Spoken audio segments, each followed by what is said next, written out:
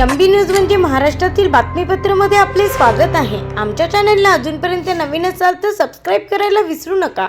तर बघूया आजची विशेष बातमी। सोलापूरमध्ये भाजप प्रदेशाध्यक्ष चंद्रशेखर बावनकुळे यांचा सोलापुरात जंगी स्वागत। क्रेनद्वारे बावनकुळे यांना भाजप कार्यकर्त्यांनी घातला 500 किलोंच्या फुलाचा हार। तर बघा MB न्यूज महाराष्ट्रातील बातमीपत्र सोलापूर।